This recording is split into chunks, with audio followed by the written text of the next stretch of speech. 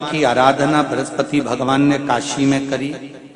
बृहस्पतेश्वर महादेव काशी में विराजमान। कौन से महादेव? जम के बोलिए जरा। बृहस्पतेश्वर महादेव काशी में विराजमान है।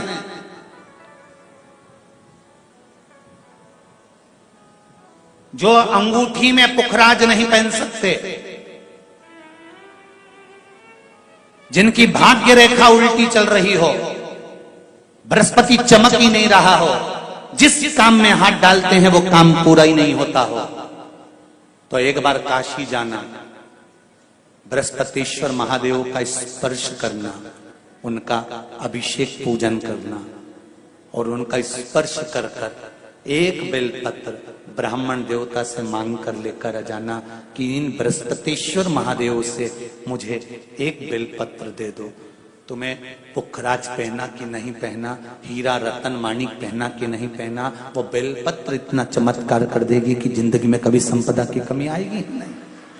अगर बृहस्पति नहीं चमके तो बृहस्पतेश्वर महादेव, जहां पर बैठकर बृहस्पति भगवान ने शंकर भगवान की आराधना करी है, रोज गंगा जल जाना, गंगा जल लेकर आना, शिव जी की आराधना करना, एक शिवलिंग का निर्माण करा, उसकी आराधना में बृहस्पति भगवान डूब गए, उसकी आराधना में बृहस्पति महाराज निरंतर लगे रहे और इतनी आराधना बृहस्पति महाराज ने करी, इतनी आराधना करी बृहस्पति महाराज ने कि शंकर भगवान सामने प्रकट हो गए। मांगो बृहस्पति, तुमको क्या चाहिए? कुछ नहीं, केवल आपका भजन। नाम रख दिया, तुम्हारा नाम बृहस्पति रहेगा। बृहस्पति भगवान का एक नाम बृहस्पति भी रख दिया और तुम साधारण नहीं रहोगे। तुमने मेरी आराधना करी है तो देवताओं के गुरु बनकर विराजमान होगे। अब अभी तक 2 भार इंद्र के पास में थे। बहुत ध्यान देकर समझना ये नवग्रह कथा को। 2 भार थे इंद्र के पास। इंद्र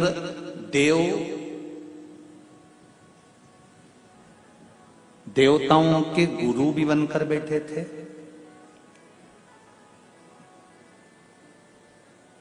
देवगुरु बृहस्पति की जगह पूर्व में इंद्र ही देवगुरु का पद संभाल रहे और देवराज का पद भी इंद्र के पास में था। कौन कौन से पद थे? जम के बोलो जरा। पहला पद देवराज इंद्र का, दूसरा पद देवगुरु, देवगुरु का पद भी इंद्र के पास में था और देवराज का पद भी इंद्र के पास में था। ये 2 पद जब होता है साधारण भाषा में आप ले लीजिए, किसी के पास में अध्यक्ष का पद भी है, किसी के पास में और कहीं का पद भी है, 2-3 पद उसके पास में विराजमान है, तो उसके पास में 2-3 पद अगर विराजमान है तो फिर उससे अगर एक पद ले लिया जाता है तो उसको अहंकार आ जाता है, उसको गुस्सा आ जाता है कि बताओ अभी तक तो मुझे पूछा जा रहा था, अब तुम तो वो पद पे भी जान दो। जैसे तुम किसी कुर्सी पर बैठे हो, कथा सुन रहे हो और इतने में कोई रिश्तेदार बाहेती जी का आ गया और तुम बढ़िया आराम से बैठे थे और बैठे बैठे इतने में बाहेती परिवार से कोई आया और उसने तुमको उठाया, प्लीज थोड़ा सा, और तुम्हें उठाकर दूसरी जगह बिठा दिया और उन्होंने अपने वाले को कुर्सी पर बिठा दिया। अब बोलो, जो उठा, जिसको उठाया था उसका भगोने जैसा मुंडा हुआ कि नहीं हुआ? अरे बोलो तो। अपन दूर कथा नहीं जाते, कथा अपन अपने ऊपर लेके चलो कि अपन कैसे समझे इस कथा को। बहुत अगर गहन तत्व की कथा सुनेंगे तो समझ में आएगी नहीं। यहाँ से सुनी, यहाँ से निकाल दी, बची कुची थी, ऊपर से निकल गई और मालूम पड़े थोड़ी देर बाद माताएं कुर्सी पे बैठी बैठी। अब फिर तो अपन तो अपने पर लेकर चलो ना कि जैसे कोई आप कुर्सी पर बैठ गए और इतने में इनके रिश्तेदार कोई आए और आने पर उन्होंने कहा दिया तुम यहाँ से उठो, दूसरी जगह जाके बैठो। इतने में तुमको बुरा लग गया, बुरा लगा, मुंह भगोने जैसा हो गया, गुस्सा आ गया। उसी तरह इंद्र के पास में 2 सत्ता थी, एक देवराज इंद्र थे और दूसरे गुरु का पद भी इंद्र के पास में था। देवताओं के गुरु बनकर इंद्र घूम रहे थे, पर अब उल्टा हो गया। शंकर भगवान ने बृहस्पति महाराज को देवगुरु बना दिया।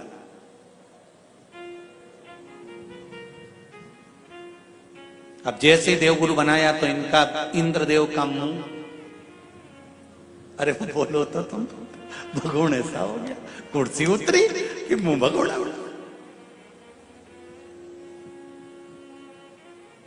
अब इनका मुंह भगोने जैसा हो गया तो गुस्सा तो गुस्सा।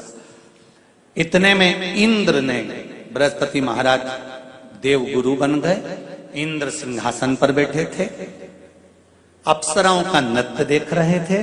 वहीं से देव गुरु बृहस्पति का आगमन हुआ। बृहस्पति महाराज जैसे ही आए तो इंद्र तो सिंहासन पर बैठकर पूरा अप्सराओं का नृत्य देख रहे थे। उनको देव गुरु बृहस्पति से मतलब ही नहीं था।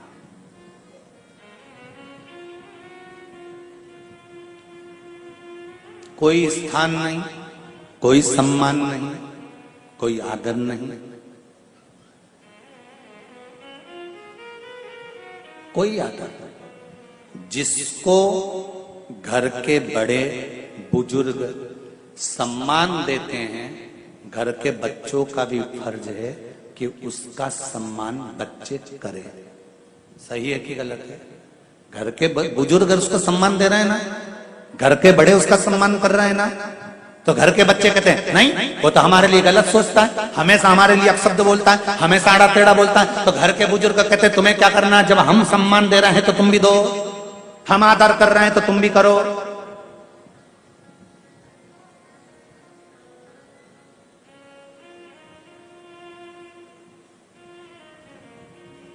पर नहीं महाराज, आदर आप भी करो, सम्मान आप भी करो, पर वो आदर वो सम्मान बहुत मुश्किल। अब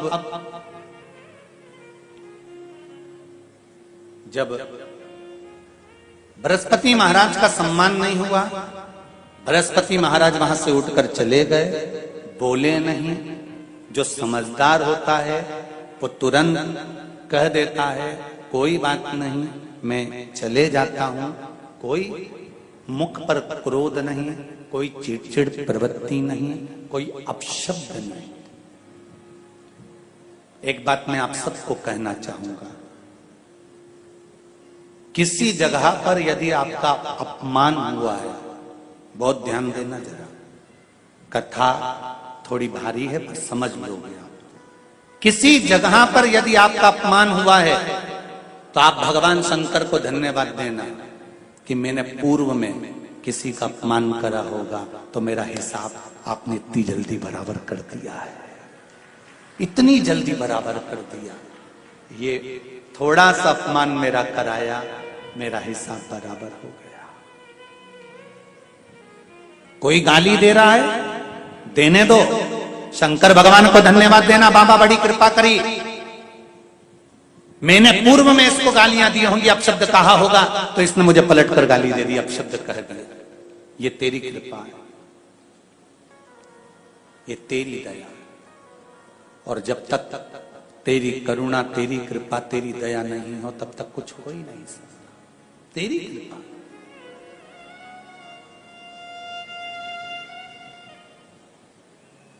भगवान से कहो, हे देवाधिदेव महादेव, मैं ये नहीं कहता कि मुझे रोने मत देना, क्योंकि कर्म का भोग तो मुझे भोगना पड़ेगा। देवाधिदेव महादेव से कहो, हे देवाधिदेव महादेव, मैं ये नहीं कहता कि मुझे रोने मत देना, पर इतना जरूर कहता हूं तेरे सिवा किसी दूसरे के आगे झुकने मत देना, बस इतनी कृपा कर। मैं ये नहीं कहता कि मुझे रोने मत देना, बस तुझसे निवेदन है कि केवल तेरे दरबार के अलावा किसी दूसरी जगह पर मुझे झुकने मत देना, क्योंकि मैं जानता हूं अगर तू मुझे अपना समझता है, झुकने नहीं दे सकता तो फिर रोने भी नहीं देगा। ये मेरा विश्वास। तुलसा के ऊपर जो मंजरी लग जाती है, ये तुलसा के ऊपर उसका कर्जा है, इस मंजरी को निकाल। तुलसा पर मंजरी नहीं होना चाहिए। जैसे ही मंजरी बड़ी हो, मंजरी को उतार लिया, शालिग्राम जी को समर्पित कर दिया, ठाकुर जी को चढ़ा दिया। इतना सुंदर कहा है, शंकर जी का नाम लेकर, जैसे आपको कथा में कहा था बद्रिकाश्रम जाओ तो चने की दाल चढ़ाओ, किसका नाम लेकर? शंकर जी का नाम लेकर। केदारनाथ जाओ तो शंकर जी पर घी चढ़ाओ, किसका नाम लेकर? नारायण का नाम लेकर। नारायण का नाम लेकर केदारनाथ में घी चढ़ता है और बद्रीनाथ में शिव का नाम लेकर चने की दाल चढ़ती है। उसी तरह मंजरियों को इकट्ठा कर कर मंजरी 108 मंजरी की माला तैयार कर कर शिव का नाम लेकर जो नारायण के शालिग्राम जी के गले में माला धारण करा देता है, उसकी मनोकामना पूर्ण हो जाती है। मनोकामना को पूर्ण